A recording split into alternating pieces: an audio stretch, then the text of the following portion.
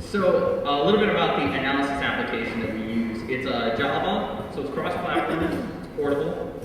It makes use of a word list that we've devised ourselves, which is based off of another one, but I'll talk about that in a sec. And basically it takes a look at keywords, and it tries to find matches, but it also takes a look at contextual information, so other words around it. So it's not like just a brute force attack, where it's just dictionary, like looking, does it here, is it here? No, it actually takes a look at contextual awareness, so it gives more accurate results to actually see what's inside the data. The output is automated, it's standardized. We basically don't ever see the data, we don't touch it, it goes into the application and comes out with statistics for us that we can then use.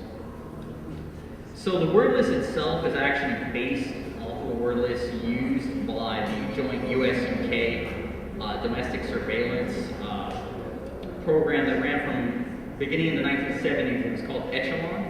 So we're using a revised Echelon list that basically adds in updates for the war on terrorism, as well as taking from other sources like the FBI and Interpol.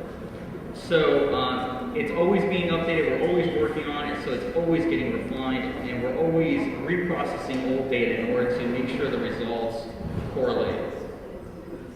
So the threat advisory system, as I mentioned very briefly, basically it's standardized. It looks exactly like the Homeland Security advisory system, so it's very easy to understand. It's something we're all familiar with at this point. So here's you can take a look at it right here. And so there's ours over there. And basically the main difference is basically looking at, it's focused on looking at terrorist activity over networks. So let's go ahead and take a look at some of the work we've been doing this fall, recently. So from September to early November, we've been conducting another set of collections. We did our first in the spring of 2007, and we've profiled an additional 20 or so networks. Some of the data isn't going to be here tonight, unfortunately. We weren't able to process it all in time, but I will show you preliminary results. So this is our list of networks. It's kind of long, so I'm not going to go through all the names, but let's go ahead and take a look at a geographical mapping of where these networks are. So this is the map of the networks right here. And let's go ahead and take a look at the ratings for those networks. So you can see they're color-coded. I hope you can see.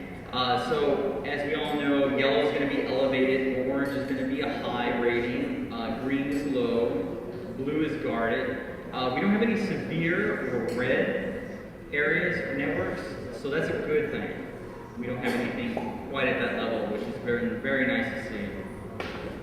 So from here, we kind of start taking a look at this information and making regions and areas that we can actually take a look at trends and see what areas are in danger, what areas need to be taken a look at quite in depth.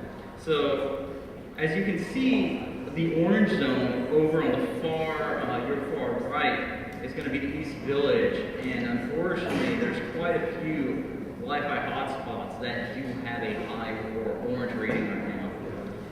Also note is this area right here, this corridor between the Washington Square Park area and actually NYU. So we're taking a look at that because there's a small pocket of low-rated networks that are being surrounded by elevated and also high-rated networks.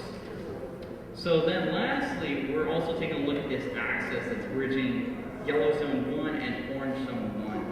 And we need to redefine and see what other networks are there so we can get a clearer picture of what's going on. So we also can prevent activity from crossing over and potentially enlarging this orange zone. So that's about it.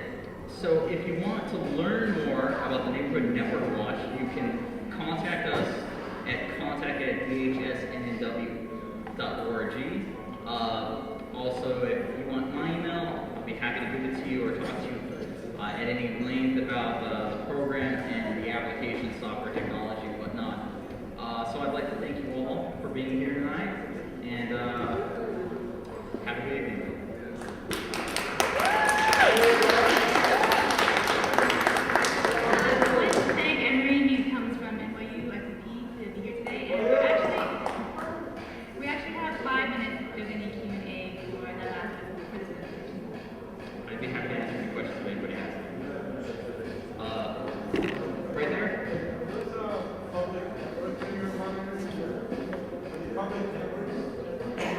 They're public networks or networks that are used by the public. Like, you may have noted that there's networks that actually have paid for services, but you can actually take a look at the traffic without actually paying for the services. And since there's a large amount of people that use those networks, we definitely need to take a look at them. So they definitely don't escape our radar, such as like Starbucks,